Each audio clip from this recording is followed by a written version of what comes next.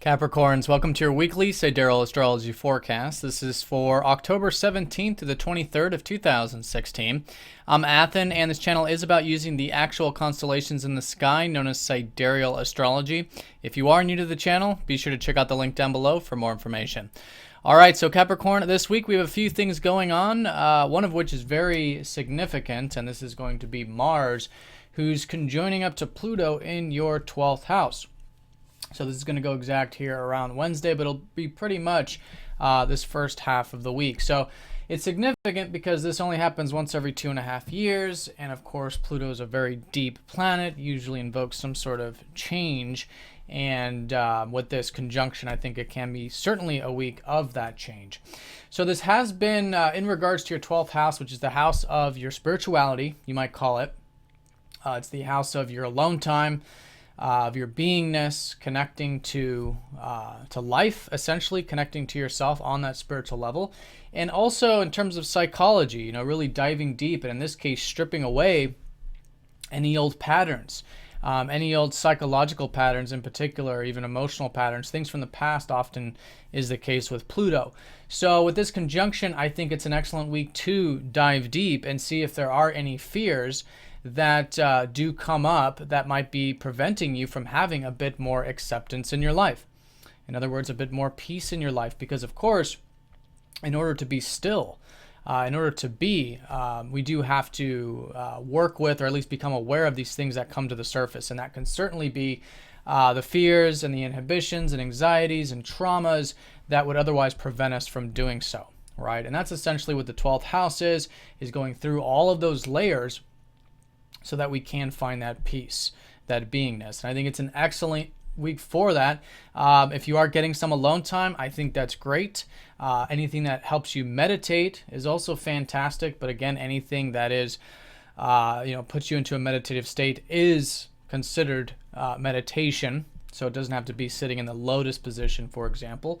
But whatever you do for that. And I think just all in all, being willing to learn more about yourself on that deeper spiritual level, psychological level as well, and make whatever changes you feel like might be necessary this week. So again, you can have that acceptance in your life. So this has been perhaps lately wanting to work behind the scenes a bit. Mars has, over the past few weeks, entered your 12th house.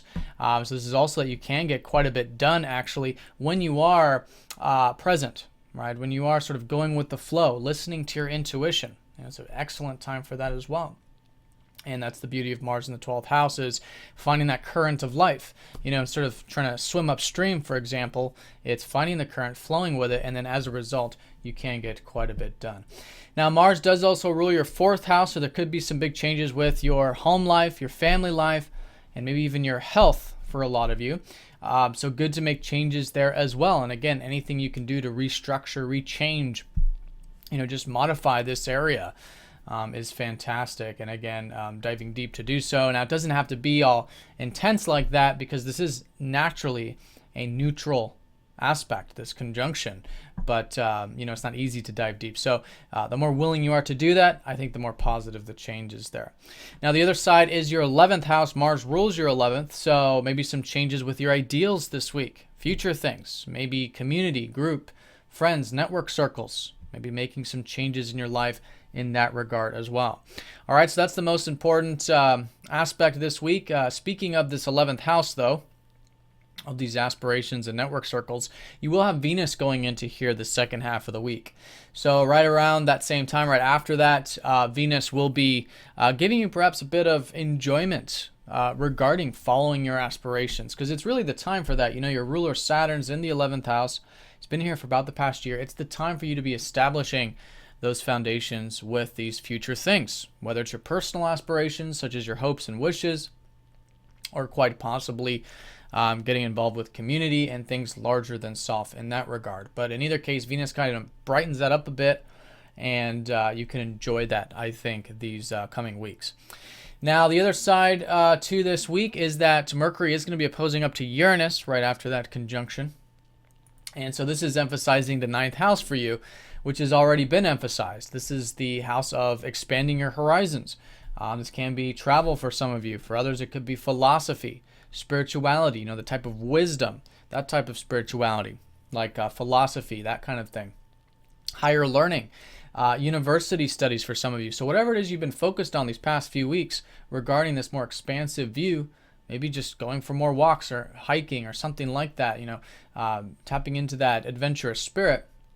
But whatever that's been, it's great to continue with that. Again, this is all part of the lunar cycle. You can be gaining energy through that. There should be opportunities to do these things and opportunities coming through these areas of life. And with this opposition, you might be feeling like maybe breaking through, breaking free this week. It's possible. Uranus is about sudden things. And this might have to do with more of the routine or everyday stuff, maybe with the mind, maybe with the communication. So do be aware of any type of tendency this week to go to any extremes with that liberation, with that freedom, with that breaking free. There's definitely something to listen to about that, and I highly recommend you listen to that.